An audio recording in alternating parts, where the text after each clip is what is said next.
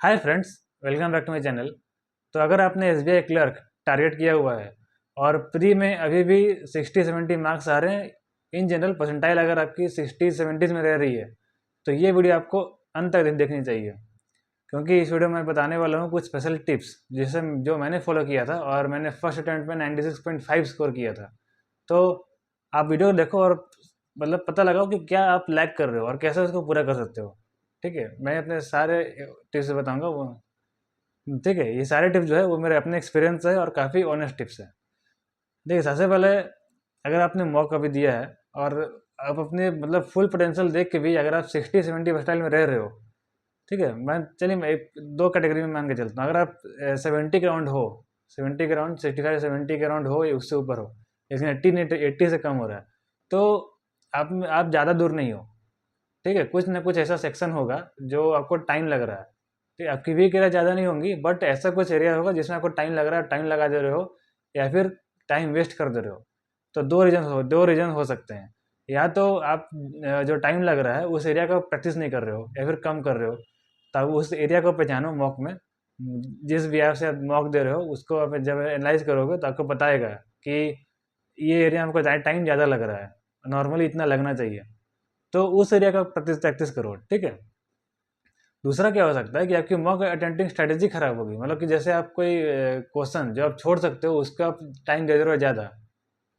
ठीक है, जैसे मैंने एक मॉक अटेम्प्ट किया था एसबीआई क्लर्क के लिए, लास्ट मतलब पिछला एसबीआई क्लर्क में। अगर वो आप वो वीडियो देखना, मैंने कैसे पेपर अटेम्प्ट किया। मतलब कि आप वो कहते हैं ना, स्किपिंग इज एन आर्ट। तो आप एक पेपर अटेम्प्टिंग स्ट्रेटेजी बना लो अभी से मॉक में। ठीक है, कि मतलब ऐसा नहीं हो कि आप जो क्वेश्चन आपको करने चाहिए वो छूट जाएं और जो थोड़ा बहुत आप स्किप कर सकते हो उसमें टाइम दिए जा रहे हो। ठीक है, तो ये दो मेन पार्टिकुलर रीज़न है कि आप अभी अभी भी मतलब 70 के अराउंड ही रह रहे हो, 80 से प्लस नहीं जा पा रहे हो। ठीक है, तो अगर आपका टाइम टेकिंग एरिया आपको मतलब पता चल रहा है तो आप उस पर काम करो, उसका प्रैक्टिस करो, क्विजेस लगाओ और तब वापस से मॉक दो। मॉक तो आपको डेली देना नहीं है, बट प्रैक्टिस करके दोगे तो आपका पर्सनल बढ़ने लगेगा, और पर्सनल बढ़ने लगेगा ना तो कॉन्फिडेंस बढ़ेगा आपका। और सेकंड रीजन जो मैंने कहा कि मॉक रेटिंग स्ट्रेटेजी, वो आपके अपने ऊपर है। ठीक है, इन जनरल जनरल मैं बता दूं तो इंग्लिश में आप आरसी को लास्ट के लिए रखो। ठीक है, सेम वे रीजनिंग में पजल्स और सिटिंग अरेंजमेंट, और क्वांट्स में अरिथमेटिक के क्वेश्चंस आप लास्ट के लिए ही रखो। ठीक है, ये मेरी एक्सपीरियंस मैं बता रहा हूँ और जिन जनरल सबका इसमें सही होगा। ठीक है, बाकी इंग्लिश में आपको जो छोटे छोटे क्वेश्चन है, इधर डिटेक्शन हो गया आपका, ये सेंटेंस रीअरेंजमेंट, इधर कोई ये सब जो वगैरह आता है, क्लोज टेस्ट, ये सब पहले करना है, फिर पैराजम्बल और फिर आरसी। ठीक है, ये ठीक है। रीजनिंग में आपको सिलोगिज्म, इनक्वालिटी, कोडिंग डिकोडिंग जो आती है, ठीक है, ये सब पहले कर लेना है। फिर उसका ब्लड रिलेशन, फिर पजल्स। ठीक है, फिर उसको उल्टा भी कर सकते हो, मैं पहले पजल्स किया करता था, ब्लड ब्लड रिलेशन बाद में। फिर उसके बाद क्वांट्स में पहले स्पीड मैथ्स, फिर डीआई और फिर अरिथमेटिक। ठीक है, क्योंकि ये एक बहुत ही क्लेवर स्ट्रेटेजी है। क्लेवर मतलब बहुत लोगों को पता है लेकिन ऐसे ही करते हैं, लेकिन क्योंकि देखिए अरिथमेटिक, अगर आप जैसे एक मिनट लगा के अगर आप एक क्वेश्चन बना भी लोगे तो आपको एक ही क्वेश्चन का मार्क्स मिलेंगे। लेकिन वही अगर स्पीड मैथ्स और डीआई बनाते हो तो स्पीड मैथ्स में आपको मतलब अगर अपने कैलकुलेशन स्पीड अच्छी है तो आप 1 मिनट में आप पाँचों क्वेश्चन निपटा सकते हो। सेम डीआई में अगर आपने एक डीआई सॉल्व कर लिया तो मतलब 2 से 3 मिनट में 5 क्वेश्चन निपटाओगे। ठीक है, तो ये एक स्मार्ट वे है अटेम्प्टिंग, मतलब पेपर अटेम्प्ट करने के लिए। ठीक है, आपको कितना अरिथमेटिक आता है नहीं आता है वो सब आपको इसमें नहीं लाना है। आपको बस ये देखना है कि आप किस तरीके से अपने मार्क्स स्मार्टली इम्प्रूव कर सकते हो। ठीक है, अगर आपने तैयारी 70% की है तो आप उस तैयारी से आप 80% मार्क्स कैसे ऑब्टेन कर सकते हो, ये आप डिसाइड करता है आपका पेपर अटेम्प्टिंग स्ट्रेटेजी। ठीक, हमेशा याद रखिए कि आप कैसे पेपर अटेम्प्ट कर रहे हो वो डिपेंड करता है कि आपका सिलेक्शन मतलब हो पाएगा कि नहीं हो पाएगा बहुत कुछ तक। ठीक है, वो क्योंकि लास्ट चीज़ वही होती है जो आपको डिसाइड करेगी। क्योंकि आपने बहुत कुछ पढ़ रखा है बट सिलेक्शन पेपर आपने अच्छे से अटेम्प्ट नहीं किया है, स्ट्रेटेजी खराब है, क्वेश्चन आपके छूट जा रहे हैं, तो चांसेस कम हो जाएंगे अच्छे से पढ़ने के बावजूद। लेकिन जो बच्चा 70% करके गया है सिलेबस, लेकिन वो हर चीज़ को स्मार्टली मतलब हर जैसे मैंने बताया वैसे किया, जैसे मैं भी ऐसे ही करता था। मेरा मतलब मैंने कभी भी क्वांट्स में जैसे मैंने बताया हूँ काफ़ी सारे अरिथमेटिक चैप्टर्स नहीं किए हैं, बट मेरा पेपर अटेंडिंग स्ट्रैटेजी ऐसा रहता था कि मतलब चाहे आपका पहला क्वेश्चन ही अरिथमेटिक आ जाए, पहला 10 का 10 अरिथमेटिक आ जाए, मैं 10 को स्किप करके जाऊंगा स्पीड मैथ्स में। ठीक है, तो ऐसा आपको एक सेट रखना है पेपर अटेंडेंस स्ट्रैटेजी, फिर एग्जाम में जो आए आपको उसे डगमगाना नहीं है। ठीक है, और एक चीज़, क्वेश्चन को ईगो में नहीं लेना है। ठीक है, कि जैसे आपने मान लीजिए कुछ जैसे प्रॉफिट लॉस बहुत प्रैक्टिस किया और वैसे ही क्वेश्चन एग्जाम में आ गया और आपसे हो सकता है नहीं बन रहा है, एक अटेम्प्ट दो अटेम्प्ट नहीं बन रहा है, तो होता ना कि ये मतलब ईगो आ जाता है कि नहीं मैंने इतना बनाया है और ये नहीं बन रहा है, क्या ऐसा कैसे हो सकता है। फिर आप उस ईगो के चक्कर में उस एक क्वेश्चन को बनाने में आप 4 से 5 मिनट दे दोगे, अंत में या तो क्वेश्चन नहीं बनेगा, और अगर बन भी गया तो एक क्वेश्चन में आप 5 मिनट दे चुके हो, आपका वो इजिली 2 से 3 क्वेश्चन का टाइम खा चुका है। ठीक है, काफ़ी बच्चे इसमें आपको पीछे छोड़ चुके हैं। ठीक है, ये तो हो गया पेपर अटेंडेंस स्ट्रैटेजी, और आपकी जो वीक एरियाज है उसको आप कैसे सॉल्व करोगे। ठीक है, मॉक कितना लगाना है, तो मॉक देखिए अभी 10 दिन बचे हैं, तो जिनका कॉन्फिडेंस पूरा हाई है, मतलब हाई मतलब कि 80% प्लस आ रहा है, तो आपको डेली एक मॉक लगाने से कोई मतलब कम से कम लगाना चाहिए। ठीक है, डेली एक मॉक, 10 दिन में 10 मॉक आपके होने चाहिए। जिनका थोड़ा कॉन्फिडेंस डाउन है, मतलब अभी भी 60s में रह रहे हो, तो आप मॉक अल्टरनेटिव लगाओ, मतलब 10 दिन में 5 या 6 मॉक लगाओ, बट क्विजेज लगाओ डेली। जो एरिया आपकी वीक है ना उस पर डेली आप लगाओ क्विजेज। ठीक है, तो अब ये सब में मतलब अब जैसे मैंने बताया कि क्विजेज लगाओ, मॉक लगाओ और क्वेश्चन सॉल्व करो, तो अब ये सब आप करोगे कहाँ से। तो ये सब के लिए आपको सिर्फ और सिर्फ एक प्लेटफॉर्म में जाना है, टेक्स्ट बुक, और टेक्स्ट बुक के पास प्रो लेनी है। और इसमें आपको क्या मिल जाए, इसमें आपको मिलेगा 1.5 लाख मॉक टेस्ट, फिर आपको 30,000 से ज़्यादा प्रीवियस ईयर पेपर जो मस्ट है वो सब आपको करना ही करना है। फिर आपको मिलेगा एक्सेस टू प्रैक्टिस, मतलब अनलिमिटेड क्वेश्चन मिल जाएंगे प्रैक्टिस के लिए।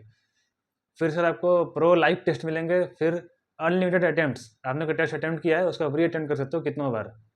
ठीक है, और एक प्रो मैक्स भी है जिसमें ये सारे फीचर्स अनलिमिटेड है, मतलब जैसे इसमें आपको मिल रहा है लिमिटेड क्वेश्चन प्रैक्टिस के लिए, इसमें आपका क्वेश्चन हो जाएंगे अनलिमिटेड। ठीक है, इसके अलावा आप जो भी मॉक टेस्ट दोगे उसमें आपको AI जनरेटेड ओवरव्यू मिलेगा, मतलब कि आपको डिटेल्ड परफॉर्मेंस, मतलब जैसे कि अभी मैंने कहा कि आपको आपको मतलब वीक एरिया छाटने की जरूरत नहीं है, वो आपको एल्गोरिदम खुद बता देगा कि इस एरिया आपकी वीक है, इस एरिया में ज़्यादा टाइम लगा रहे हो। ठीक है, बस आपको उसका प्रैक्टिस कर लेना है। ठीक है, उसके बाद आपको आपको मिलेगा कंपैरिजन, मतलब आपका और टॉपर, जो टॉपर कर रहे हो और आप कर रहे हो क्या। ठीक है, किस तरीके से आपने वो पेपर दिया और टॉपर ने दिया, और ये सब आपको मिलेगा 1 साल के लिए, सिर्फ और सिर्फ 571 में, बशर्ते अगर आप GTS 12 कूपन कोड लगा देते हो तो। ठीक है, तो ये एक प्लेटफॉर्म है जिससे आपके सारे डाउट्स क्लियर, मतलब सारे डाउट जो हैं वो क्वेश्चन कहाँ से प्रैक्टिस कर रहे हैं, टेस्ट कहाँ से दें, प्रीवियस ईयर पेपर कहाँ से दें, और क्विजेस कहाँ से लगाएं, ये सारे डाउट जो है प्रैक्टिस के लिए वो खत्म हो जाएगा। टेक्स्ट बुक पास प्रो सिर्फ और सिर्फ 571 में, हर एग्जाम के लिए 12 महीने के लिए, SSC हो, बैंक हो, रेलवे हो, कोई भी एग्जाम हो, आपका ये पास काम करेगा।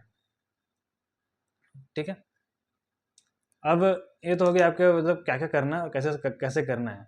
अब देखिए आपने अब ये सब तो आप तो कर लोगे। अब देखिए सबसे पहले तो आपको अपने आप से मतलब विश्वास रखना है, सेल्फ बिलीफ, क्योंकि 10 दिन बचे हैं। आपको बहुत ही स्मार्टली इसको यूटिलाइज करना है, कुछ भी नया शुरू नहीं करना है। ठीक है, जो आपने पढ़ रखा है वीक एरिया है उसको आपको काम करते रहो, और दूसरों से कंपैरिजन अपने आप को नहीं करना है कि उसका वो अभी इस स्टेज से पहुंच गया है, मैं अभी यहीं पे हूँ।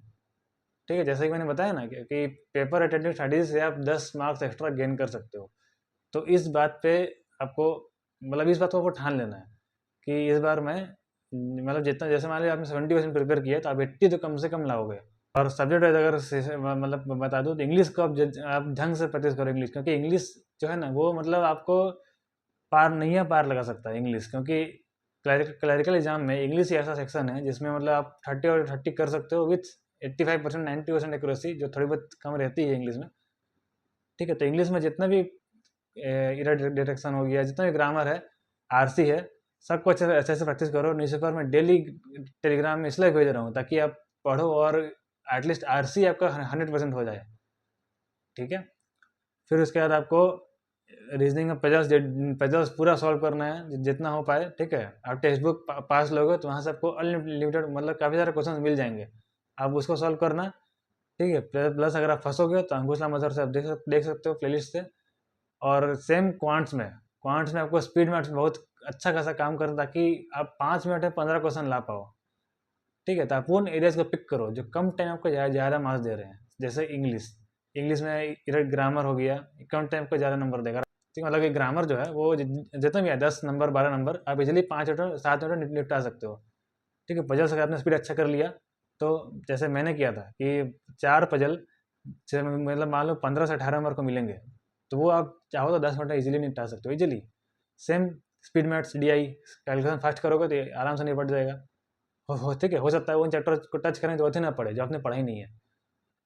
ठीक है, तो ये बात याद रखना है कि एग्जामिनेशन चाहे कि SBI IBPS चाहे जो भी पेपर सेट करे, आप पेपर चाहे कोई भी पेपर मतलब पेपर में कुछ भी कितना भी क्वेश्चन दे, कितना भी कोई चैप्टर क्वेश्चन दे, आप एग्जाम क्लियर कर सकते हो अगर आपने अच्छे से पेपर स्ट्रेटजी बना लिया है तो इन्हीं कुछ बातों के साथ इस वीडियो को अंत करूँगा मैं। बाकी आपको अगर स्पीड मैथ्स की डिटेल वीडियो देखनी है क्वांट्स और करंट अफेयर्स की तो आप देख सकते हो, स्क्रीन पे आपको दिख रही होगी।